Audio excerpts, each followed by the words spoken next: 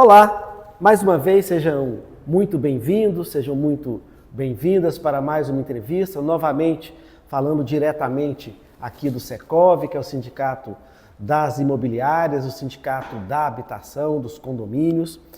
Nós temos um entrevistado hoje que é um advogado, o Dr. Diego Martins Silva do Amaral, advogado sócio do Dias Amaral, ex-presidente da Comissão de Direito Imobiliário e Urbanístico da UAB de 2006 a 2021, diretor da Comissão de Direito Imobiliário do Conselho Federal da OAB e mais um tanto de coisa aqui, professor, tudo. Então, um cara muito balizado. Nós vamos falar um pouco hoje sobre distrato.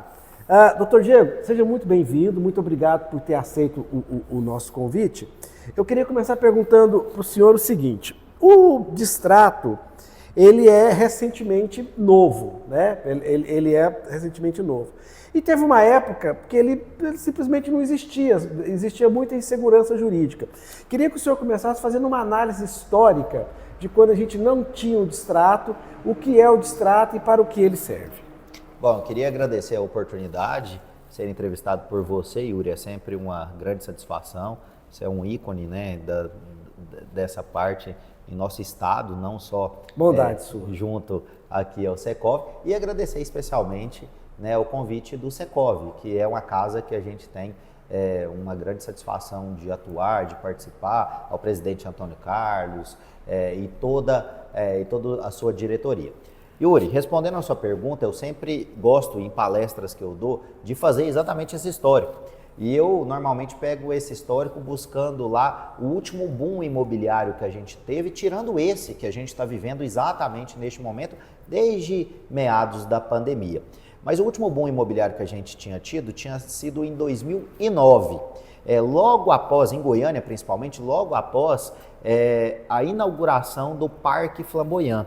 Então, todos os lançamentos que aconteceram na orla do parque, entre outras questões, foram incentivadores desse boom imobiliário na nossa cidade. De fato, a gente tinha pouquíssimos casos de distrato contratual. Era uma reclamação constante, né, do mercado imobiliário. Era, então. Dificultava a gestão do negócio, né? Como a gente estava vivendo um boom, normalmente as pessoas discutiam outras coisas, como por exemplo a comissão imobiliária, entre outras questões, porque quando queriam vender neste período, vendiam. As pessoas, eu estou com alguma dificuldade, vou vender meu ágio, aparecia alguém querendo comprar por conta do boom que vivenciava. De 2014 a 2018, onde pegou aquela fase de instabilidade política, 2016, econômica, impeachment da presidente Dilma, né? O impeachment da ex-presidente Dilma, com a entrada do ex-presidente Michel Temer no poder, houve uma promessa de uma MP, uma medida provisória que regulamentasse os distratos no país.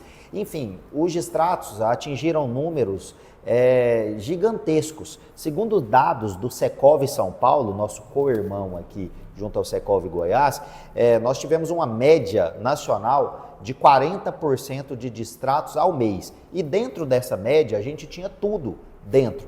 Quando eu digo tudo, são os segmentos imobiliários: incorporação, multipropriedade, loteamento. Então, tudo que se lançava no país em relação a empreendimento imobiliário, a média era de 40% de cancelamentos. Vou até usar um linguajar mais popular para você, empresário que está nos acompanhando, entender do que a gente está falando. Ou seja, se você lançasse um prédio com 100 unidades e vendesse tudo no lançamento, pouco tempo depois, 40% buscava esse distrato. E os tribunais começaram a balizar esses distratos, principalmente em relação a um percentual de retenção, falando o seguinte: empreendedor, você pode reter 10% do que a pessoa pagou, mas você tem que devolver para ela 90% de uma vez. Inclusive, com base numa súmula que o STJ editou em agosto de 2015, que é a súmula 543 do STJ, que falava que a devolução tinha que ser imediata.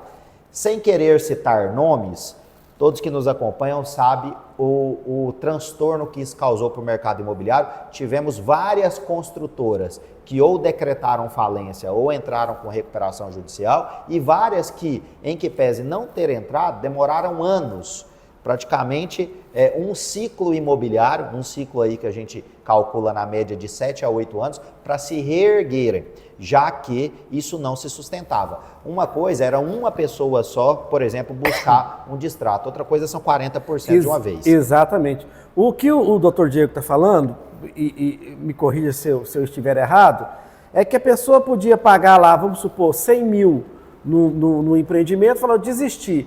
E a construtora que estava fazendo ainda, construindo, né? Todo mundo que já mexeu com obra sabe o tanto que é complicado, esse orçamento, a gestão desse negócio. A empresa tinha que devolver 90 mil. Não é mais ou menos assim? Exatamente. Tem um amigo nosso, que é um advogado de São Paulo, consultor do Secov São Paulo, que é o Rodrigo Bicalho.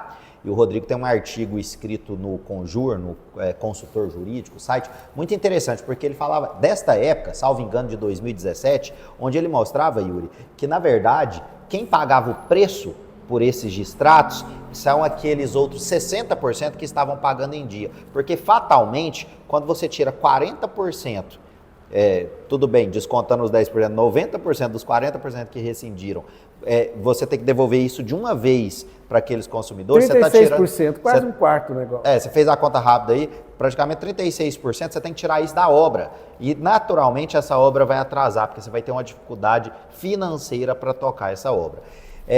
O número máximo que a gente teve neste período de distratos foi em novembro de 2016, segundo os dados também do Secov São Paulo, mapeamento pela Tendências Consultoria, onde os distratos atingiram 44% naquele mês. Ou seja, era algo que estava insustentável para o mercado e de fato iria quebrar o mercado se não fosse. E aí o ex-presidente Michel Temer tem uma importância muito grande, porque no apagar das luzes do seu mandato, em dezembro de 2018, para ser mais exato, em 28 de dezembro, já depois do Natal, ele vai e sanciona a Lei 13786, conhecida como Lei dos Distratos. Até como curiosidade, neste mês de dezembro, ele sanciona para o mercado imobiliário duas leis muito importantes. A Lei dos Distratos e ele regulamenta a multipropriedade no Brasil, que é algo aí que no nosso estado, Caldas Novas, Pirenópolis, Caldas Novas é uma das capitais nacionais deste segmento, né, seguido de Olímpia, São Paulo, Gramado no Rio Grande do Sul, mas um segmento que tem se desenvolvido cada vez mais, que é uma forma de incorporação e venda para mais de uma pessoa, naturalmente muito mais de uma pessoa, em regra para 26 pessoas.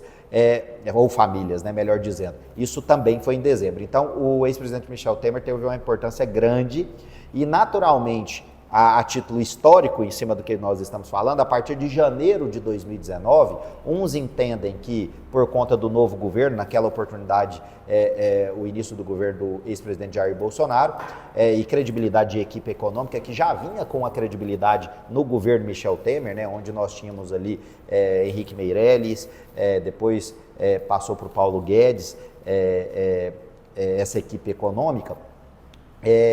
E também por conta da nova lei, nós tivemos esse número de 40% de média caído para 10% de média e assim permanece até mais ou menos hoje, com algumas leves variações, chegando a 15% e voltando para 10%, mas a gente percebe que quando tem essa variação, é exatamente quando fecha um ciclo de entrega de 3 anos de obra, igual agora na pandemia, que a gente teve maior dificuldade de financiamento imobiliário, então algumas pessoas que não tinham eventualmente um crédito aprovado ou um crédito mais saudável no banco, eventualmente tiveram alguma dificuldade, aí você aumenta alguns porcentos. Mas jamais nos números que a gente chegou de 14 a 18, conhecida como a famosa crise econômica nacional, e no mercado imobiliário taxativa, conhecida como crise dos distratos. Agora, doutor Diego, tem diferença entre distrato para loteamento e distrato para incorporação, né? Por quê e qual a diferença que tem? Então, Yuri, conforme a gente estava falando do histórico, antigamente não tinha, antes da lei.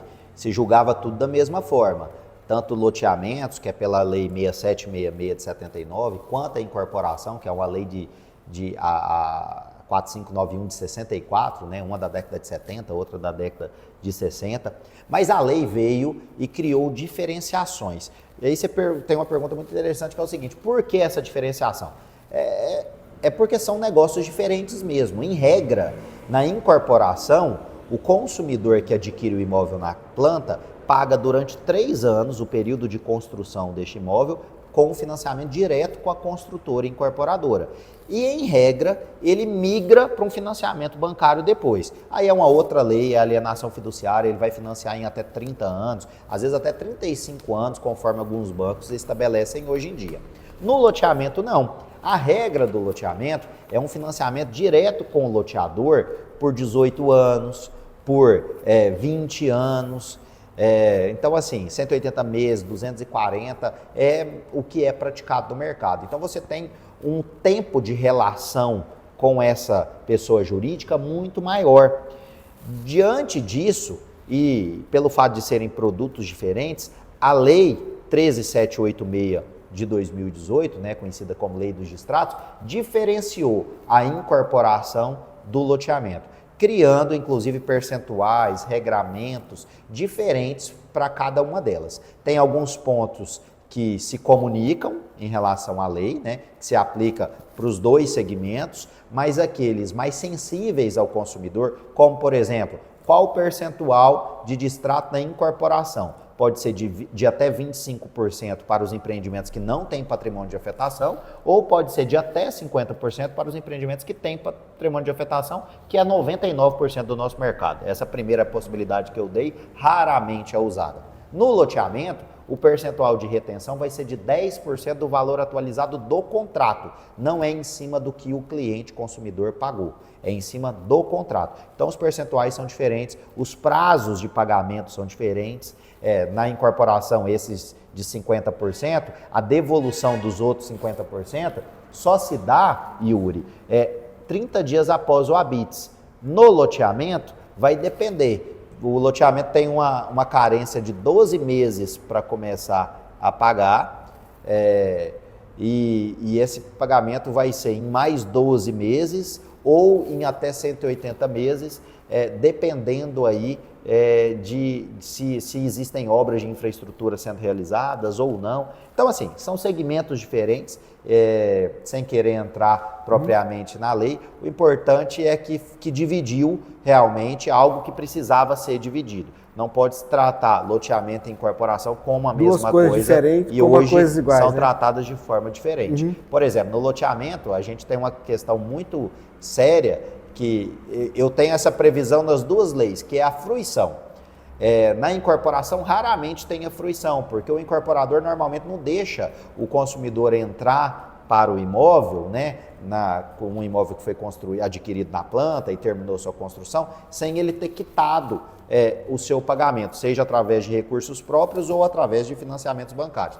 No loteamento, principalmente o loteamento aberto, que é o que o que mais tem no Brasil inteiro, não tem um controle. Por mais que o contrato às vezes estabeleça que a pessoa só pode mudar após a entrega das obras de infraestrutura, muita gente já chega, toma posse, começa a construir, e aí, se há posteriormente a rescisão contratual, popularmente conhecida como distrato, naturalmente vai ter a fruição. No loteamento a fruição é de 0,75% e aí interfere demais, o que na incorporação quase não interfere. Negócios diferentes têm que ser tratados com legislações diferentes. Continuando entrevistando o advogado Diego Martins Silva do Amaral, doutor Diego, a lei do distrato ela ainda pode ser aperfeiçoada ou ela é nota 1000? Yuri, na verdade toda legislação ela pode ser aperfeiçoada. E a gente tem algo que antecede as legislações, que é os usos e costumes da população, né? Como se aplica determinado regramento. Então a gente tem várias leis no ordenamento jurídico que são pouquíssimas vezes aplicadas, e em outras situações nós temos situações que nós temos questões que nem legislações tem, porque é algo tão novo da nossa sociedade. Vou te dar um exemplo: inteligência artificial. Nós temos pouquíssimas julgados, ou seja, fontes do direito, né, falando sobre isso. A internet.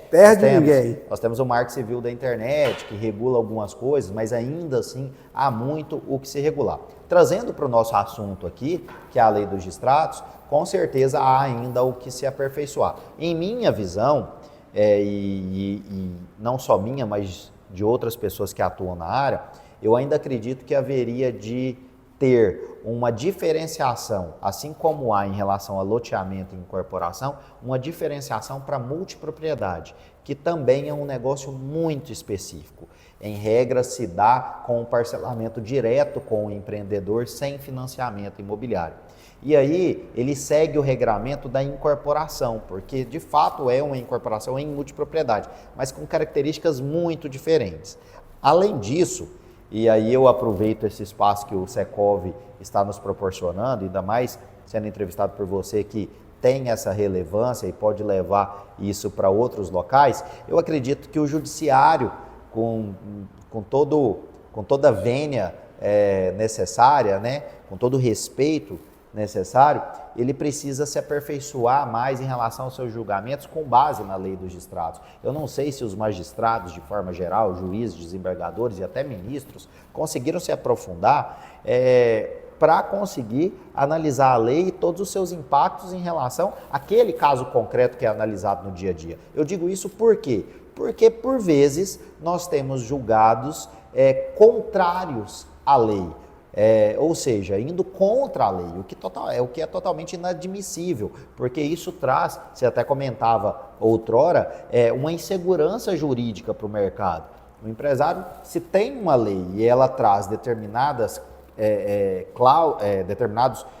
artigos que são desenvolvidos nas cláusulas contratuais, ela deve ser aplicada, porque se um juiz aqui ou outro acolá começa a inverter valores do que está na lei, qual segurança jurídica nós temos dentro do mercado imobiliário para empreender neste país? Então, essa é uma crítica ferrenha que eu faço, principalmente nos loteamentos. Nós temos juízes julgando muito em desconsonância com o que a lei estabelece. Doutor Diego, agora, claro que a lei do distrato estabeleceu direitos e deveres. Vamos começar pelo comprador. Qual comprador que tem direito ao distrato e deve ter algum dever também, né? É uma via de mão dupla, assim como estabelece o contrato firmado entre as partes. Então, por exemplo, o comprador que adquire um imóvel, vamos pensar num imóvel adquirido na planta, e a construtora tem um atraso na entrega deste imóvel por mais de 180 dias. Esses 180 dias é regulamentado pela própria lei como um período de carência. Nós temos uma construção de algo muito grande, um prédio, que envolve, eventualmente... E obra atrasa, né? Vários fatores. Obra foi feita para atrasar, né? Material, né? Falta de material, exatamente, entre outras questões. Então, essa carência a lei já deu. Mas se o atraso supera os 180 dias, caberá ao adquirente decidir se ele quer continuar com aquele contrato. De repente ele chega na porta do prédio, olha para cima e fala assim, atrasou 180 dias, mas gente, já comprei armário, o sonho meu e da minha esposa é morar aqui e eu tô vendo que está acabando, está na fase de acabamento. Vai demorar mais 2, mais 3, mais 4 meses e vai finalizar. Neste caso, ele vai ter direito a uma indenização mensal de 1% em cima de tudo que ele pagou. Naturalmente, esse valor é até descontado do saldo devedor dele e ele continua com esse contrato. Mas ele pode, depois dos 180 dias, chegar e falar o seguinte, não tenho paciência mais, estou vendo que vai demorar muito, não está na fase de acabamento, por exemplo, está ainda finalizando não gostei da cor, está finalizando o restante. E aí, por conta desse atraso da construtora, ele pode pedir a rescisão contratual, né? O que a gente chama popularmente de distrato. E aí, vai ter que ser devolvido para ele tudo o que ele pagou, sem retenção nenhuma, porque neste caso a culpa foi da construtora incorporadora, corrigido, tá? Corrigido pelo índice do contrato, em regra o INCC, e mais aplicação de uma multa contratual, normalmente de 10% sobre o valor do contrato. Esse consumidor vai receber tudo isso. Esses são os direitos que ele tem no caso de erro ou de descumprimento contratual da outra parte. Por outro lado, se ele atrasar seus pagamentos por mais de 90 dias em uma parcela ou 3 parcelas consecutivas, poderá a construtora notificá-lo, constituindo imora para que ele pague imediatamente aquele valor que ele está devendo, sob pena do distrato, da rescisão contratual. E não o fazendo, ele vai ter o distrato operado e aí vai depender muito da questão. Se é um empreendimento com patrimônio de afetação, em regra, o percentual de retenção vai ser aquele de até 50%. Se não tem patrimônio de afetação, 25%, a consultora já libera, é o que nós chamamos de rescisão contratual automática, né? Cancelamento automático. Como o consumidor não tomou posse ainda do imóvel, cancela com ele, já coloca o imóvel à disposição e ele só vai ver esse dinheiro dele, né, esse recebimento, 30 dias após o habeas para os casos que têm patrimônio de afetação, 99% dos casos, ou em até 180 dias para os casos onde não tem patrimônio de afetação. A consultora teria ali praticamente 6 meses, né, 180 dias, para fazer a devolução dos 75% com retenção de 25%, se for o caso. Esse é só o exemplo da incorporação, não vou dar nem o exemplo aqui do loteamento, não, porque é próprio da legislação. Mas é isso. Agora, direitos e deveres. Num caso igual acontecia antes, o cara está lá, a obra vai durar 3 anos. Chega num ano, ele fala assim, não, agora eu não quero mais, quero fazer o distrato. Hoje pode? A sua pergunta ela é interessante demais porque ela me dá oportunidade, ela me dá o gancho aqui para falar como acontecia antes de 2018. Eu vi várias entrevistas nesse sentido e juristas... eu ouvi várias reclamações desse consagrados, pois consagrados nessa área, como Melim Chalub, como Scavone, entre outras pessoas, visualizando uma situação que a gente comentava, que o mercado imobiliário ele não pode ser visto num primeiro momento, pode até acontecer, mas ele não pode ser visto num primeiro momento, Yuri, como investimento financeiro. Investimento financeiro você faz no banco, em bolsa, em fundos imobiliários, entre outras questões, investimentos que o seu gerente do banco te oferece uma carteira para você fazer. No mercado imobiliário é diferente. O que acontecia antes era investimento imobiliário, era investimento financeiro. A pessoa colocava um dinheiro, dava um tempo, ela não gostei da região, acho que não valorizou muito, vou pedir o dinheiro de volta porque vai ter que me devolver 90% corrigido mesmo. É praticamente o dinheiro que eu paguei nominalmente. Praticamente vou receber tudo de volta, porque quando corrige os 90%, dava isso. Dava até mais às vezes. Às vezes dava até mais, dependendo do tempo que durou esse contrato com essa pessoa. Hoje, ela pode até buscar isso. O direito de rescisão contratual, de distrato, cabe às duas partes. E principalmente ao consumidor nessa questão. Mas ele vai ter que pensar demais em relação a isso. Porque na incorporação, na maioria das vezes, né, como regra geral, ele vai perder 50% do que ele pagou. No loteamento, ele vai perder 10% do valor atualizado do contrato e mais uma fruição de 0,75% Ficou ao mais mês. justo, né? Então, fica muito mais pesado. O mercado imobiliário, Yuri, não pode ser um mercado de aventureiros, de brincadeira. A maioria das pessoas no Brasil, aliás, vou até alterar o que eu ia falar. A maioria das pessoas no mundo inteiro adquirem um único imóvel na sua vida. Várias pessoas, eu tenho certeza que você conhece e eu também, passam de geração para geração com um único imóvel. Quer dizer, veio do avô, passa para o pai, e talvez o neto é quem vai adquirir um outro imóvel. Quer dizer, o mesmo imóvel ficou ali praticamente em 3 gerações de uma mesma família. E sendo uma compra tão importante, tão significativa, é o sonho de consumo, muitos brincam que meu sonho de consumo é carro, mas quando você pensa em família brasileira, o sonho de consumo é a casa própria. Quando você pensa neste sonho de consumo e no tamanho desta compra, ela precisa ser uma compra pensada e principalmente com responsabilidade com tudo que está definido no contrato firmado entre as partes. Tá, para a gente terminar, o futuro. Qual que é o futuro que o senhor vê na questão do distrato? Ainda é possível uma grande incorporadora quebrar por causa do distrato?